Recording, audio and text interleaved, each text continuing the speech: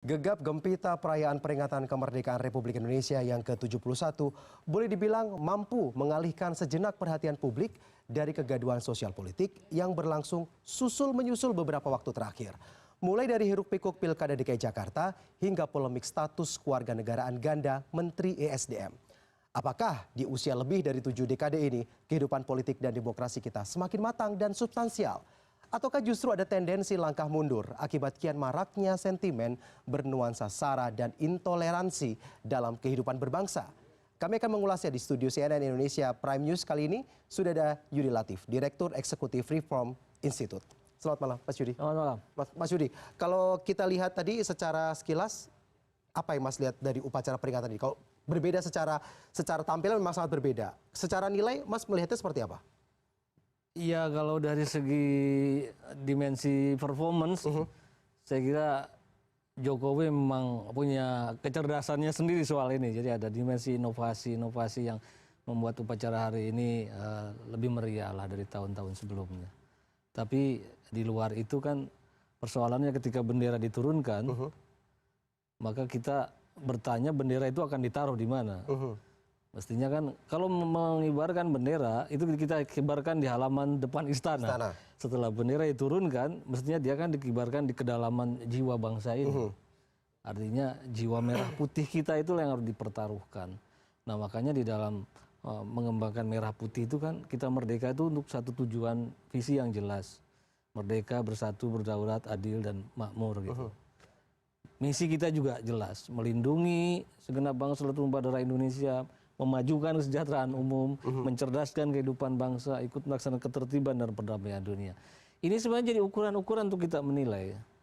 Apakah setiap kita melakukan upacara yang gegap gempita sekalipun tiap tahun, visi dan misi negara itu makin kita dekati atau makin jauh? Itu satu pertanyaan yang harus selalu reflektif. Kalau Bung Karno sering mengatakan, intinya semangat proklamasi itu 3 hal.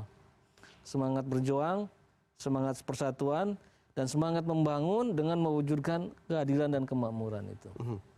Nah sekarang semangat berjuang apakah masih cukup tumbuh dalam kehidupan bangsa ini? Ya kita melihat masih, terutama saya kira pekerja-pekerja sosial kita, olahragawan kita berjuang sampai di Olimpiade. Kalau ada masalah-masalah dengan bencana dan lain-lain, kita aktif menolong. Jadi perjuangan itu ada, tapi justru kita lihat redup semangat juang itu justru terjadi dalam elit politik. Elit politik lebih mengedepankan kepentingan partikularitas golongan atau partainya saja, jarang rela berkorban untuk sesuatu yang lebih besar dari dirinya sendiri. Para pemimpin politik juga masih sibuk dengan merencanakan apakah saya terpilih lagi atau tidak terpilih lagi. Jadi selalu soal politik sebagai karir pribadi. Jadi mereka tidak bisa lebih besar dari dirinya sendiri. Jadi banyak para pemimpin tapi mengembangkan mental jelata. Mengembangkan mental jelata itu dalam arti bukannya melayani tapi selalu ingin dilayani. Bukan memberi pada negara tapi selalu bertanya apa yang bisa diambil dari negara. Kedua semangat persatuan. Ya kita lihat tadi lagi-lagi solidaritas rakyat masih ada. Masih terlihat lah ya dalam upacara seperti masih terlihat itu. Dan sebenarnya juga rakyat itu mengagumkan. Misalnya kemarin dalam pesta demokrasi, bahkan ketika kita dihadapkan pada 2 kontestasi kepresiden yang luar biasa sengitnya, yang orang menduga waktu itu wah habis pemilu ini pasti akan gegeran sosial. Gegeran di kalangan bawah gitu ya. Tapi ternyata rakyat itu punya kearifannya sendiri untuk tidak mau dikorbankan di dalam kekonyolan. Ternyata sesuatu yang menegangkan itu ternyata berakhir relatif damai. Apa mungkin ini memang rakyat sebenarnya jauh lebih dewasa ketimbang para elit politik itu sebenarnya? Nah saya duga tingkat kerusakan kita itu sebenarnya lebih pada komunitas politik. Kalau masyarakat masih oke. Nah pada tingkat elit ini kita lihat susah sekali mengembangkan persatuan secara, kalau tadi kan persatuan secara emosional rakyat solidaritas itu masih ada. Tapi persatuan sebagai satu yang fungsional, di mana antar institusi negara bisa ada kooperatif atau tidak. Sekarang kan polisi lawan tentara, polisi lawan jaksa, polisi lawan KPK.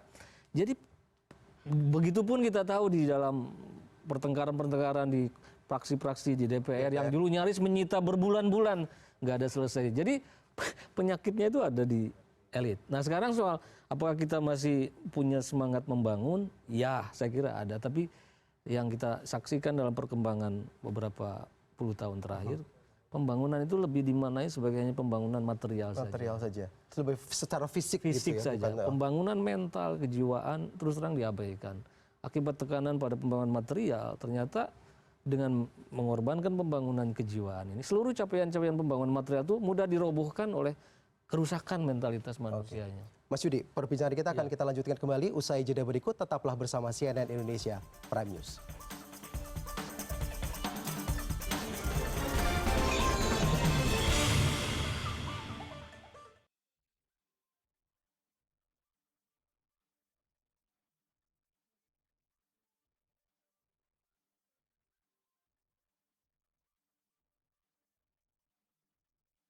Selamat malam Mas Sobari.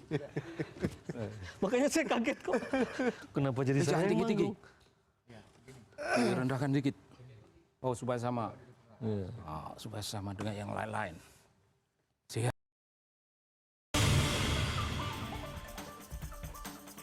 Ya, terima kasih Anda masih menyaksikan CNN Indonesia Prime News dan kita akan melanjutkan kembali perbincangan kita malam hari ini. Selain Mas Yudi Latif selaku Direktur Eksekutif Reform Institute juga telah hadir Muhammad Sobari alias Kang Sobari, budayawan yang juga sekaligus jurnalis senior. Tadi di awal kita sudah membicarakan mengenai prosesi 17 Agustus yang berbeda jika dibandingkan tahun-tahun sebelumnya. Kita lihat nilainya seperti apa. Kalau menurut Kang Sobari sendiri seperti apa? Saya menganggap itu perubahan model ritual kenegaraan lebih bagus, melibatkan rakyat. Saya kira agak berbeda partisipasi yang dilakukan oleh rakyat. Barangkali di Orde Baru itu digerakkan, diinstruksikan bahwa harus melakukan ini, harus begini. Dimobilisasi. Dimobilisasi. Ini sebenarnya bukan partisipasi, tapi dulu tetap disebut partisipasi. Sekarang ini saya kira agak relatif lebih murni. Saya kira setahu saya Jokowi Pak Presiden tidak melakukan mobilisasi, tidak perintah ini, tidak perintah itu. Nah ini menurut saya, ini suatu kapital. Apakah cultural capital atau social capital apapun silahkan diterapkan di sana. Tetapi yang penting kalau kita bisa mengolah, meningkatkan kapital itu menjadi sesuatu yang penting, menjadi daya dukung untuk melakukan pembangunan, untuk memperbaiki kehidupan bangsa. Di tengah cengkeraman kekuatan politik dan ekonomi global yang sangat tidak mudah, tapi kita bisa melakukannya. Berarti Kita ritual bisa. ini semacam upaya mengalihkan perhatian gitu sebenarnya, persoalan dari yang dihadapi oleh bangsa Indonesia saat ini. Tidak. Ini ritual yang murni dan semua orang tergerak melakukannya. Saya mengamati begitu banyak kelompok-kelompok masyarakat ya, kelompok-kelompok kecil itu spontan, ada spontanitas yang muncul dan ada sesuatu panggilan. Ya ini bagian dari yang aneh jika dibandingkan dengan kecenderungan di berbagai tempat di mana ada tawuran, di mana ada clash antar kelompok, antar etnis dan sebagainya. Pada satu sisi hal itu terjadi, tapi pada sisi lain ada kecenderungan orang untuk mengukuhkan relasi-relasi politik antar kekuatan di dalam masyarakat, relasi-relasi antar etnis. Nah ini dua hal yang kelihatan berbeda. Bagaimana menjelaskannya dan siapa yang punya kecenderungan lebih kuat. Ini kayak main teka-teki saja. Saya akan menempatkan pilihan pada kecenderungan untuk nyatu. Untuk nyatu, untuk menunjukkan kita bangsa Indonesia. Kita meskipun tidak harus berteriak-teriak seperti kata pejabat kita bangsa yang besar. Tidak usah, kita bangsa Indonesia yang punya kemampuan, yang punya kapasitas-kapasitas yang bisa dikembangkan di tengah tatanan global yang agak mengerikan ini. Saya kira memang menakutkan, tetapi bangsa Indonesia perlahan-lahan harus menunjukkan kemampuan dirinya, tidak usah arogan di depan mata internasional, karena kekuatan internasional itu mengerikan. Begitu kita arogan, kita akan dijegal. Jangan mencari musuh. Tidak usah mencari musuh, tetapi kita menunjukkan ciri identitas bangsa kita. Jadi kita punya kemandirian dan tidak usah diteriak-teriakkan bahwa kita bangsa yang mandiri, itu tidak mungkin. Hanya dilakukan diam-diam, itu menjadi sejenis subversi, suatu corak perlawanan kepada kekuatan asing yang berlebihan mau mencengkeram kita melalui mekanisme apa saja. Nah, kalau kita undang-undang mengenai migas, undang-undang mengenai perkebunan, undang-undang segala rupa lah, itu tangan asing ada. Nggak usah ngomong, kita sudah tahu itu. Lalu dalam tingkat implementasi, perlahan-lahan kita melakukan subversif, tindakan subversif. Dan subversif itu juga tidak usah dikatakan, cukup dilakukan. Jangan katakan bahwa kita bangsa yang tidak mengenal takut, bahwa kita berani. Jangan, just do it.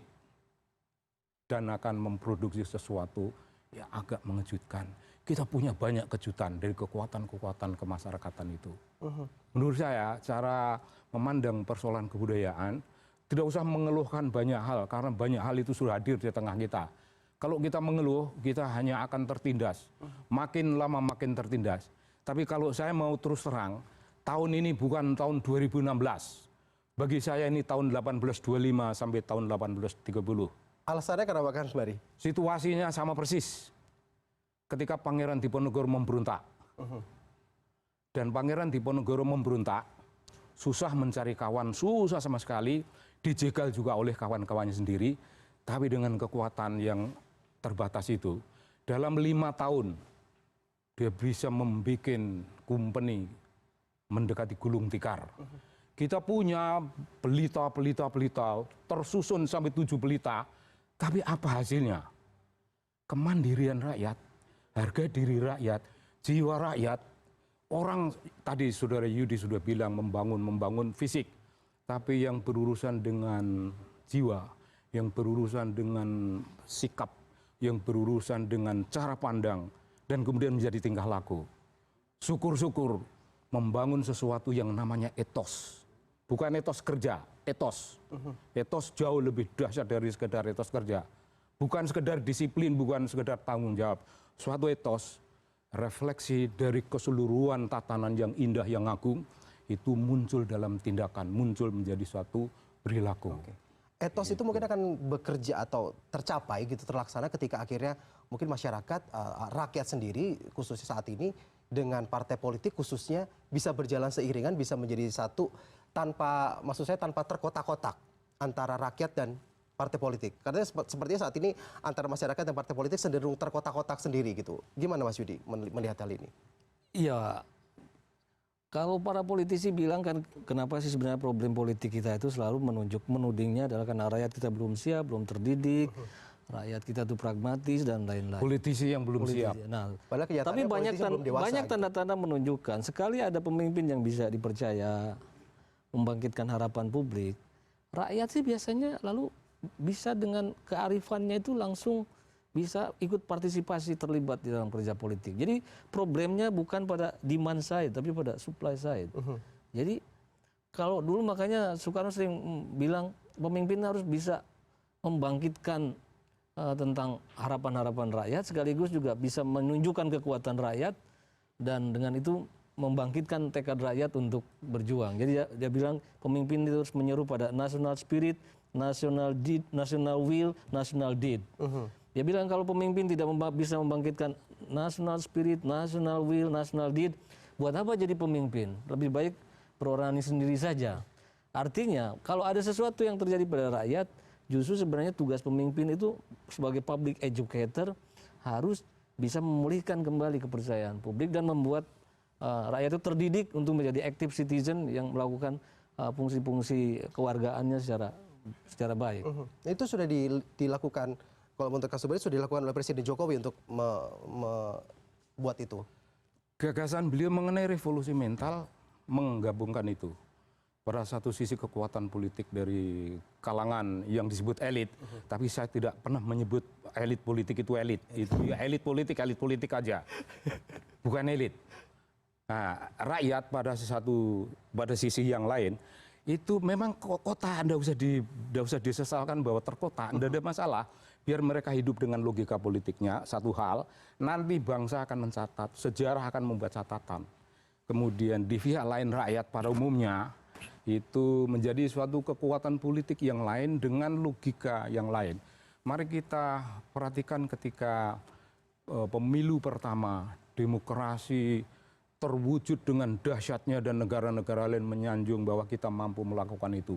Di tengah suatu berita, di tengah suatu gosip bahwa akan terjadi ancaman perpecahan bangsa, pertumpahan darah dan sebagainya. Ternyata pemilunya dahsyat. Dan jangan lupa itu bukan hasil dari partai politik. Itu hasil dari kesediaan rakyat untuk menunjukkan kami memiliki kedaulatan. Mungkin terbatas, tapi kedaulatan ini kami akan wujudkan. Beda spiritnya dengan orang-orang di kalangan politik. Tapi negeri manapun memerlukan politisi, biarkan saja. Politisi itu akan belajar dengan baik dari kearifan yang berlangsung di dalam masyarakat. Tapi memungkinkan itu, politisi belajar dari kearifan yang dilakukan oleh masyarakat? Ya memungkinkan, politisi kan orang yang punya otak juga. Jadi pasti Kalau itu belajar. politisinya sebagai negarawan, dia harus mampu meletakkan hatinya di jantung hati rakyat kan. Problematiknya sekarang tuh kan surplus politisi tapi defisit negarawan. Tadi kalau politisi selalu bilangnya adalah apa yang bisa aku ambil dari negara. Kalau negarawan adalah apa yang bisa aku sumbangkan bagi kebaikan hidup bersama itu. Jadi problematik, nah kalau dia negarawan akan selalu bisa menempatkan telinga hatinya itu di dalam jantung hati dan telinga rakyatnya. Dan bersama kekuatan rakyat itulah mereka kemudian melakukan transformasi perubahan-perubahan penting. Mungkin politisi pada generasi ini belum bisa seperti itu. Dan kita akan menunggu generasi yang lebih muda lagi. Pasti ada perbaikan-perbaikan. Akan berbeda lah. Jauh. Nah, spirit leadership itu kecuali Bung Karno yang menggebu dan dahsyat, Tan Malaka juga tidak kurang-kurangnya. Oke, nanti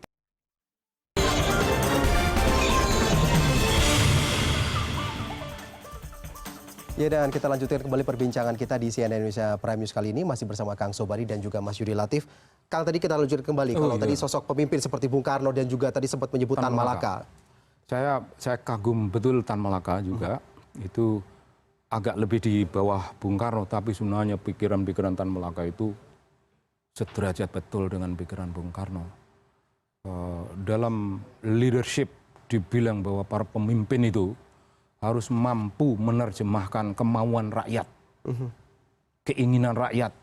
Kalau diperluas menjadi aspirasi rakyat, menjadi suatu tindakan, menjadi suatu gerakan. Nah ini kaitannya dengan masa-masa perlawanan kemerdekaan. Kalau sekarang ini supaya aspirasi itu jangan menjadi omong kosong. Jangan menjadi nilai-nilai seperti burung di angkasa, tapi tangkap dan diwujudkan dalam tindakan.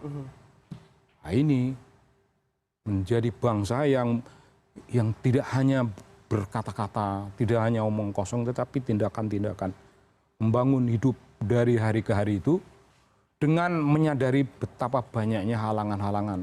Kita mau berbisnis, kecil-kecil gitu, di kampung saja itu sudah ada musuh. Di kampung-kampung di tingkat RT RW itu musuh pedagang di tingkat global masuk di situ. Bagaimana kita menyikapi perkara itu? Harus ada jawabannya. Dan rakyat secara jeli melakukannya. Bagaimana di dalam tatanan perdagangan global yang berusaha sepanjang hari, dari pagi sampai hari terus menerus tidak ada istirahat, sementara pedagang-pedagang kita yang kecil-kecil itu mengharapkan uang 100.000 satu hari. Itu pun dijegal pada tingkat itu. Nah, bagaimana kita secara strategis perlahan-lahan melakukan counter terhadap itu. Counternya tidak akan mungkin dilakukan secara frontal, tapi ada jalan, ada ruang untuk melakukan manuver. Nah, manuver itu pasti akan panjang ceritanya dan mungkin tidak bisa menceritakan di ruangan ini, tetapi bagi saya melihat peluang dari tatanan global yang mencengkeram di segala lini, segala segi kehidupan itu, ada peluang, masih ada peluang, alhamdulillah. Dan di mana rakyat bisa melakukan itu, tinggal dibutuhkanlah seorang atau beberapa orang yang memberi inspirasi, yang memberi apa yang namanya mencerahkan cara mereka berpikir dan membuat suatu jalan kehidupan. Baru di satu bidang kan banyak sekali yang mau dilakukan. Oke, ketika kita berbicara soal leadership, dalam waktu dekat akan ada pilkada tahun 2017. Salah satu yang pilkada paling ramai belakangan ini adalah di Jakarta. Di mana awalnya awalnya Ahok sempat gadang-gadang diusung akan oleh aspirasi rakyat gitu di bawah dengan suara independen. Tapi belakangan tiba-tiba Ahok seakan banting setir gitu, lebih memilih untuk partai politik. Apakah ini juga Mas Yudi lihat tidak melihat bahwa Ahok ini seorang leadership yang memahami aspirasi rakyat, cenderung akhirnya lebih berpihak pada politik, atau seperti apa, Mas Yudi? Pertama gini ya soal pilkada itu. Setiap kali kita mau menggoreskan kanvas pesimisme dalam bingkai keindonesiaan, selalu saja ada arus-arus kecil yang membuat kita berpikir ulang. Ternyata masih ada sih noktah-noktah kebaikan dan tunas-tunas harapan pada bangsa ini. Dengan seluruh kegagalan skema pemilihan pilkada di era reformasi, kita menemukan sejumlah kepala-kepala daerah itu yang membersihkan harapan, ya, di Surabaya dan tempat-tempat lain banyak. Kita nggak perlu kita sebutkan karena ini era pilkada. Era pilkada. Takut kampanye. Ya, tapi masalahnya seringkali ini lebih merupakan yang hebat-hebat ini lebih sebagai satu perkecualian ketimbang pola besar dari sistem yang dihasilkan oleh desain demokrasi ini. Nah, oleh karena itu menurut saya ke depan kita harus mulai mempertimbangkan ulang, ya, bagaimana melahirkan satu sistem pilkada yang benar-benar melahirkan tokoh-tokoh luar biasa yang hebat. Itu bukan satu perkecualian, tapi satu hal sebagai dampak dari desain demokrasi yang benar, desain sistem pemilu yang benar. Jadi kita harus mengurangi the cost of power itu luar biasa, karena bencana politik ini bermula dari biaya politik yang cukup besar. Yang itu yang akan dampaknya korupsi dan lain-lain. Banyaknya daerah-daerah yang tersandra dan lepasnya tadi sumber-sumber daya kekayaan alam kita kepada kekuatan-kekuatan asing yang membuat dibayar oleh rakyat sendiri. Misalnya contoh, kita boleh suka atau tidak suka terhadap Orde Baru. Di akhir Orde Baru, jumlah izin tambang di seluruh Indonesia masih 500. Sekarang di era reformasi, jumlah izin tambang di seluruh Indonesia sudah 11.000. Nah, kenapa terjadi satu proses eksplosi di dalam izin tambang itu? Untuk membayar utang-utang politik dari calon-calon itu. Nah, jadi dan itu menjerat sehingga mungkin lebih dari 50% kepala-kepala daerah masuk ke KPK. Artinya desain ini nggak boleh dipertahankan. Desain ini yang menjebak kita, baik secara politik maupun ujungnya dibayar mahal oleh hutang, baik itu hutang negara maupun hutang rakyat yang harus menerima penderitaan itu. Nah, saya kira. Nah, kalau tadi ditanya soal bagaimana Ahok, ini pun saya kira tidak terlepas dari soal bagaimana arena bermain politik itu. Ternyata kan untuk bertarung sebagai independen juga tidak begitu mudah. Karena ada begitu banyak jebakan, ada jebakan Batman, ya. Ada juga mungkin juga sistem KPU-nya dan lain-lain juga. Ini kan perpanjangan aparatus dari partai politik.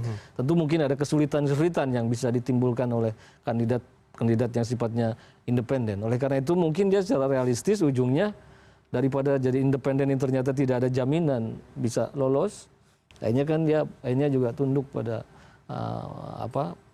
power games, di mana dia ujungnya masuk di dalam partai politik juga. Saya kira itu. Oke, lalu sebenarnya Kang Sobari, sampai kapan sih kita tadi Kang Sobari sempat ngomong juga bahwa orang di politik itu juga manusia gitu, yang diberi kesempatan untuk pasti dia akan berubah menjadi lebih baik lagi.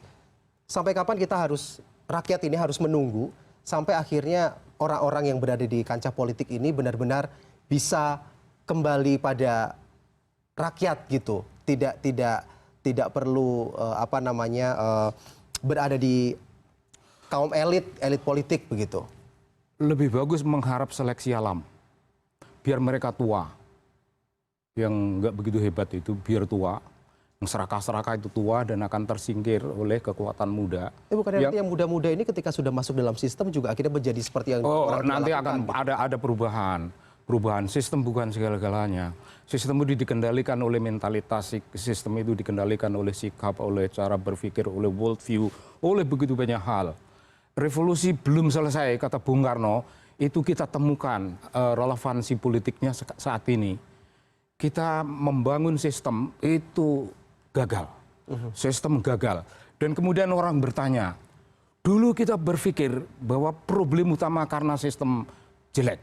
Sekarang sistem sudah kita perbaiki, masih juga ada yang korup.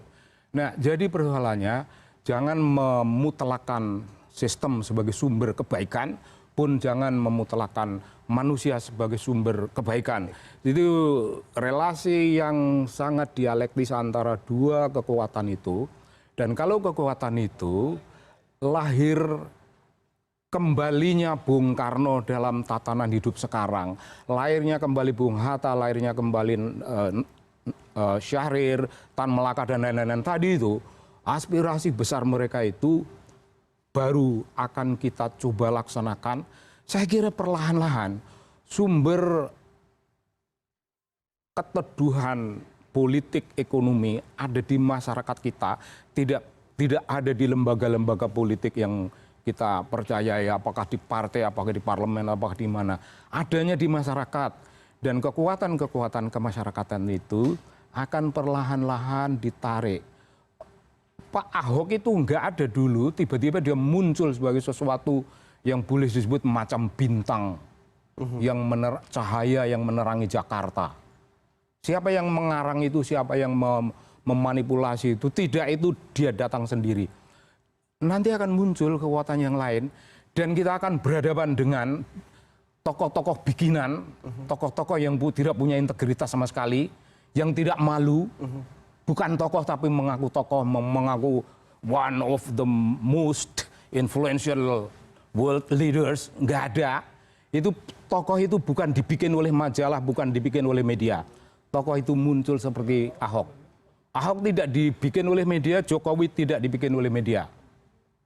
Dia muncul dan media mengikuti. Kan lain, ada orang yang tidak ada apa-apanya dimatang-matangkan oleh media itu. Akhirnya dia muncul. Dia muncul tetapi tidak ada apa-apanya. Itu miskram. Tidak tumbuh sebagai manusia. Nah, di masyarakat mari kita waspada.